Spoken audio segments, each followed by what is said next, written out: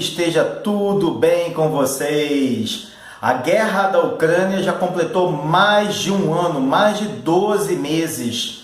E nesse período me lembrei de um romance histórico do escritor russo chamado Boris Pasternak, um dos maiores escritores ao lado de Tolstói, Gogol, Dostoiévski, que também foi adaptado para o cinema em 1965. O romance é Doutor Zhivago. Este romance aqui maravilhoso, cujo protagonista, o Yuri Zhivago, é um médico e poeta. Ele é um homem dividido entre duas mulheres no período da Revolução Russa de 1917. Acredito que vocês já tenham assistido ao filme ou até mesmo lido o livro. Então, agora nós vamos conversar sobre ele. Mas antes da nossa conversa, vocês vão se inscrever, dar um like esperto aí pra gente, comentar e compartilhar com seus filhos e amigos e familiares. Levar cultura, levar luz, levar conhecimento. Lembrando que todas as sextas-feiras tem novos vídeos aqui no canal Sobrevivência em Livros. Pessoal, embora o livro tenha sido escrito entre 1910 e 1920, Doutor Zhivago só foi completado, vejam só, em 1956, um ano após o falecimento de Stalin. O romance foi enviado a um jornal literário chamado Novi Mir, mas os editores não aceitaram porque entenderam que havia uma implícita crítica ao realismo socialista. E o que era o realismo socialista? Ele foi um estilo imposto pela União Soviética entre as décadas de 1930 e 1960, que na prática foi uma política de Estado para a estética de todas as manifestações artísticas e culturais soviéticas, nas artes, na literatura, na pintura, na arquitetura, no design, na escultura, na música, no cinema e no teatro. Foi uma forma de controlar as artes.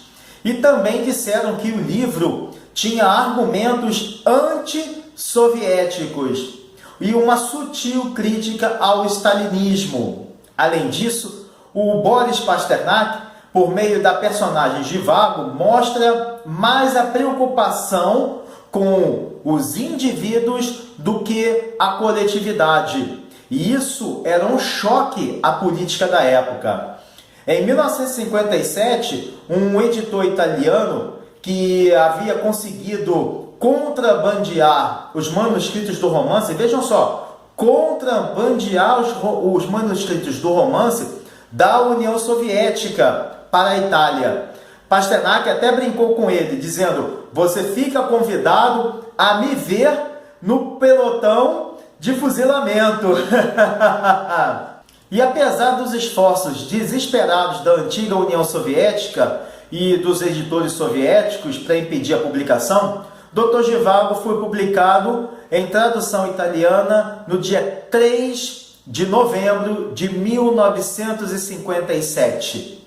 Na época, meus amigos, a CIA ajudou a garantir que Doutor Zhivago fosse enviado ao Comitê Nobel em seu idioma original, para que Pasternak pudesse concorrer ao Prêmio Nobel, veja só, e assim denunciar as atrocidades que estavam acontecendo na União Soviética durante a ditadura de Stalin. Então, no dia 23 de outubro de 1958, Boris Pasternak era o vencedor do Prêmio Nobel de Literatura, com a seguinte decisão do comitê: a contribuição de Pasternak para a literatura e a poesia lírica russa e pelo seu papel no prosseguimento da grande tradição da épica russa. Essa é a razão pela qual o comitê escolheu o autor para ser o prêmio Nobel daquele ano, prêmio Nobel de literatura daquele ano.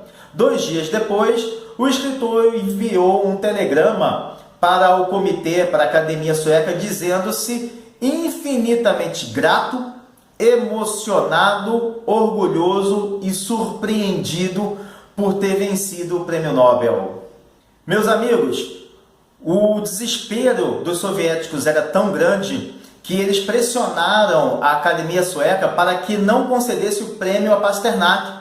Só que isso não surtiu efeito. O então presidente comunista Nikita Khrushchev ficou tão irado que eles partiram para um jogo sujo contra o escritor, obrigá-lo a recusar o prêmio que tinha tão orgulhosamente aceitado, ou iniciar uma campanha interna inédita. Só a expulsão de Trotsky da União Soviética poderia ser comparada.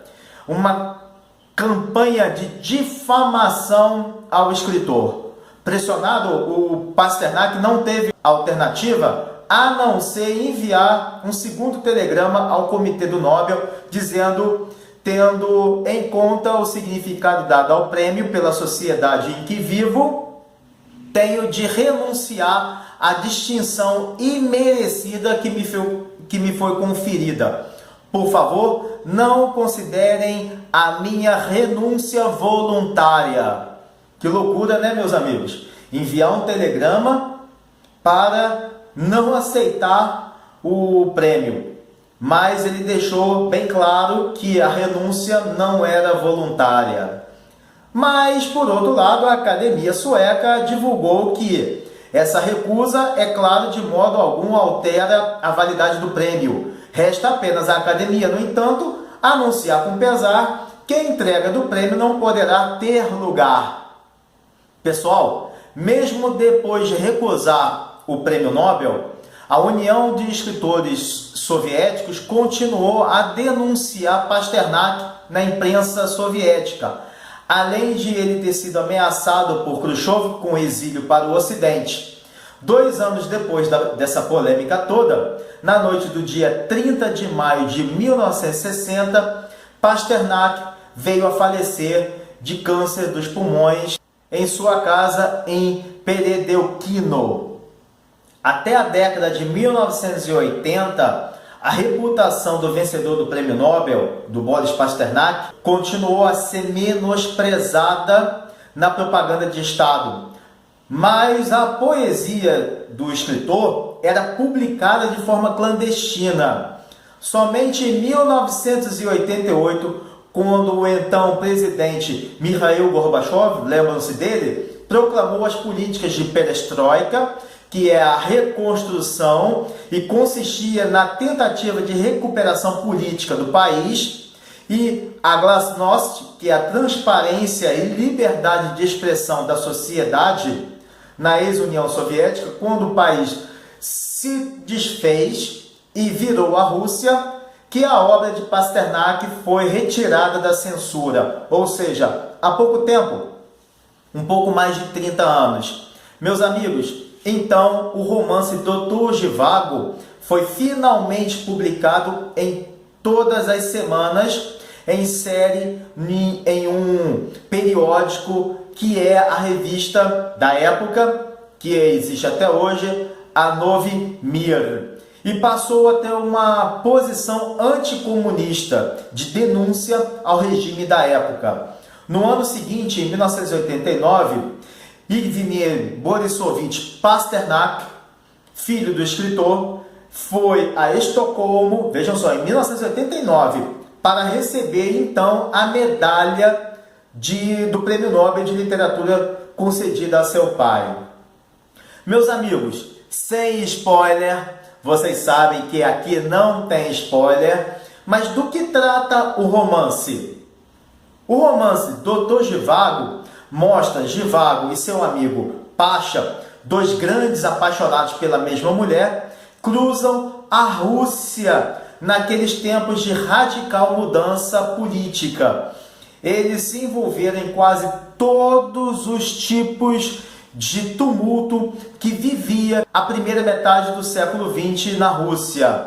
O tema central do romance é o desejo de vida familiar estável, coisa que Zhivago nunca conseguiu ter em toda a sua vida.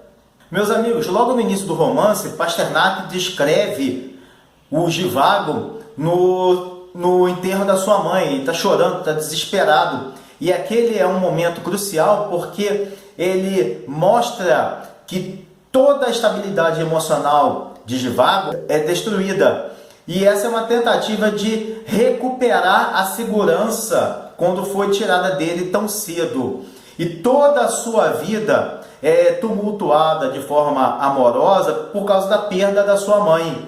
E ele procura sempre nas mulheres, em seus relacionamentos, a figura materna que ele perdeu. Esse comportamento Freud chamou de objeto materno. E é isso que ele faz sempre. Ele sempre busca, ele projeta a figura materna nas mulheres. Durante o seu casamento, ele, que não nasceu de uma paixão, ele não estava apaixonado quando se casou, mas por amizade. Ele se casou por amizade.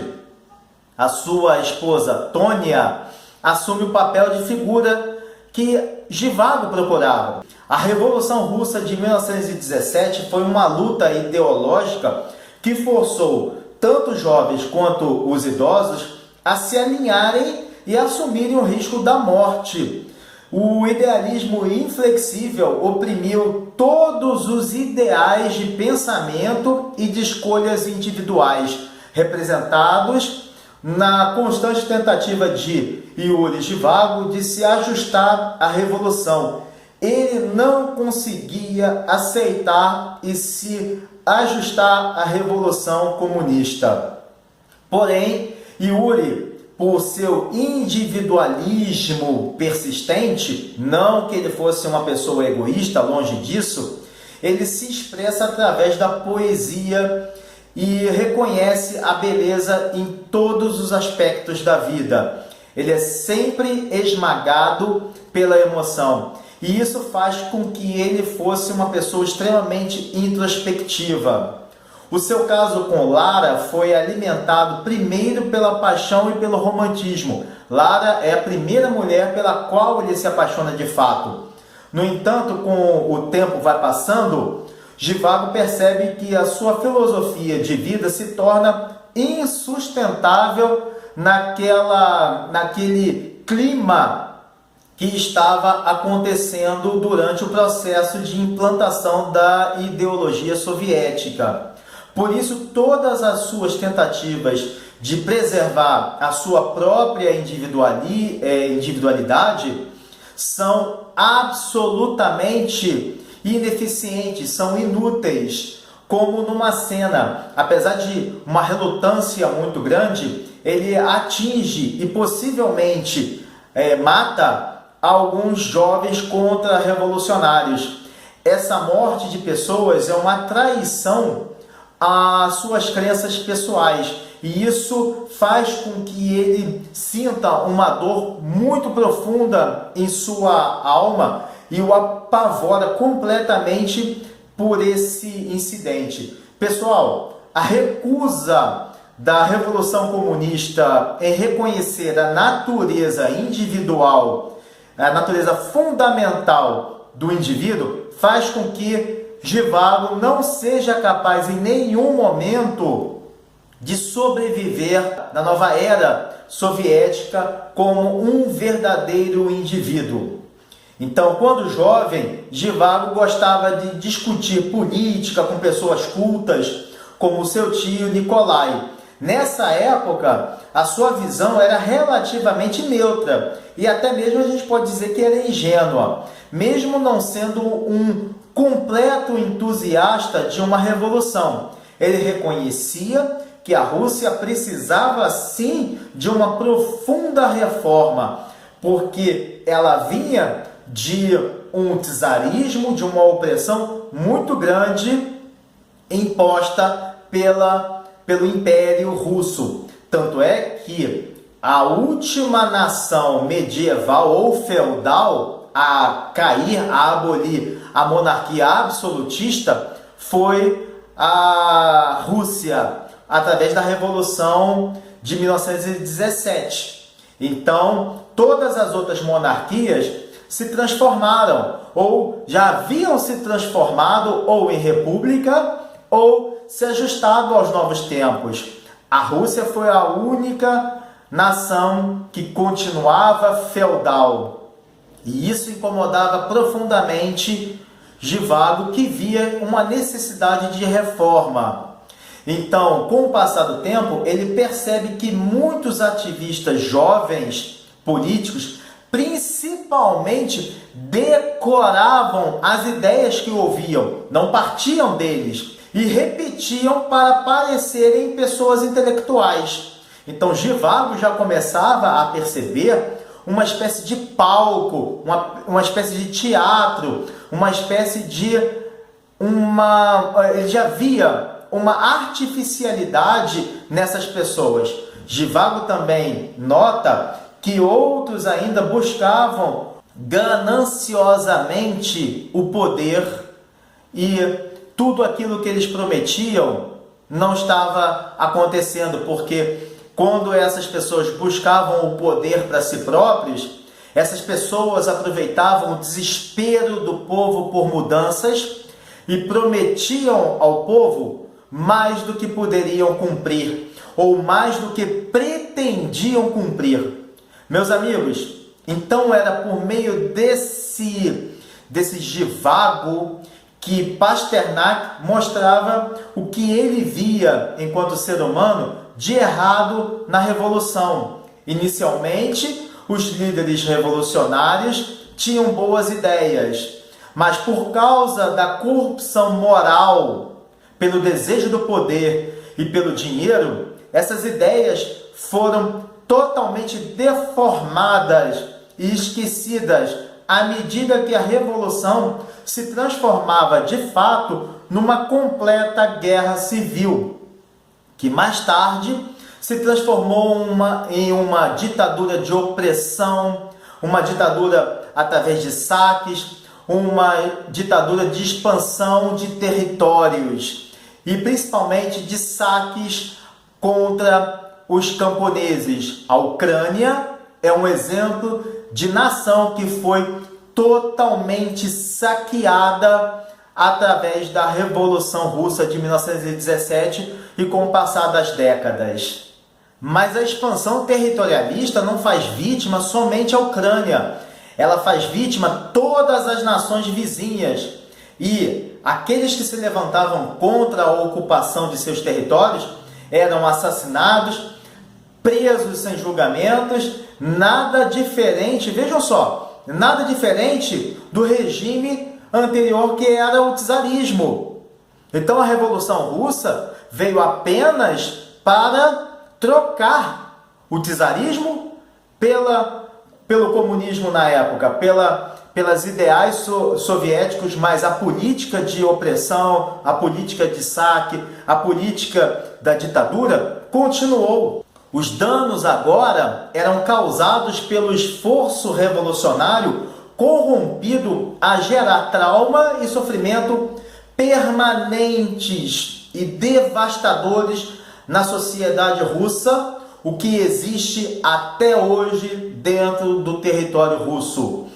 A Rússia vive uma ditadura praticamente iniciada em 1917, há mais de 100 anos. Meus amigos, em toda a sua obra, Boris Pasternak faz um interessante jogo de paralelismo entre os nomes das personagens e lugares em relação a determinadas características que ele, enquanto autor, enquanto escritor, desejava evidenciar. Por exemplo, Zhivago é a raiz em russo de Ziv, que significa vida. Larissa é um nome grego que sugere brilhante, alegre. Komarovsky é um nome que vem de komar, que significa mosquito em russo.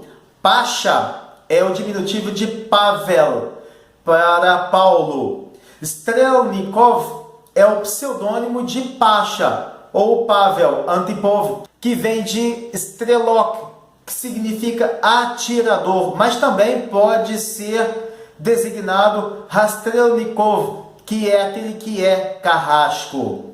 Yuriatin é uma cidade fictícia baseada em Pelham, que é onde Pasternak viveu alguns meses em 1916. E é interessante que ele pode ser entendido também como a cidade de Yuri. Pessoal, não sei se vocês sabem, mas Doutor Zhivago foi adaptado para o cinema em 1965 com um elenco absolutamente constelacional. Uma constelação, liderado pelo excepcional e saudoso ator egípcio Omar Sharif no papel principal. Além dele, tem a atriz inglesa Julie Christ como Lara e a atriz Geraldine Chaplin, que é a filha do Charlie Chaplin, como Tonya, e também do saudoso Sir Alec Guinness de Star Wars como Yev Graf. O filme foi um grande sucesso mundial e conquistou nada mais nada menos do que 5 Oscars, sendo considerado um clássico obra-prima. Existem várias traduções para o português do livro, sendo as mais recentes datadas de 2017 no Brasil e 2008 em Portugal. E uma curiosidade sobre o escritor Boris Pasternak, nascido em Moscou no dia 10 de fevereiro, no calendário gregoriano, e no dia 29 de janeiro, no calendário juliano. Na Rússia utiliza-se o calendário juliano. Então, por isso que ele é marcado o nascimento no dia 10 de fevereiro pelo calendário gregoriano, é o que utilizamos, e no calendário juliano, dia 29 de janeiro, o ano de 1890. Ele nasceu em uma rica família judia e ele era filho de Leonid Pasternak, um professor de pintura, e de Rosa Kaufmann, uma pianista. A sua família era descendente pela linhagem paterna de Isaac Abravanel. E eu já falei de Isaac Abravanel em um vídeo anterior. Ele é o famoso tesoureiro judeu sefaradita do século XV em Portugal. Então, se Boris Pasternak é descendente, através de seu pai, de Dom Isaac Abravanel, e os Abravanel são uma família só, então é isso mesmo, meus amigos. O senhor Abravanel, Silvio Santos, é parente de Boris Pasternak. E Boris Pasternak tem parentes nascidos e que vivem atualmente no Brasil, tanto de sua geração como das gerações posteriores. Então, Boris Pasternak tem seus parentes aqui no Brasil. Vejam só que interessante, meus amigos. Que curiosidade interessante. Mas é isso, meus amigos. Não deixem de ler Doutor Zhivago, assistam ao filme e incentivem seus filhos à prática da leitura. Escolham livros com conteúdo que abram a mente, que nos fazem pensar sobre a vida. Essas novas gerações, esses adolescentes, precisam sair da zona de conforto em que vivem atualmente. Nós precisamos mostrar-lhes escritores do quilate de Boris Pasternak. Mas é isso, meus amigos.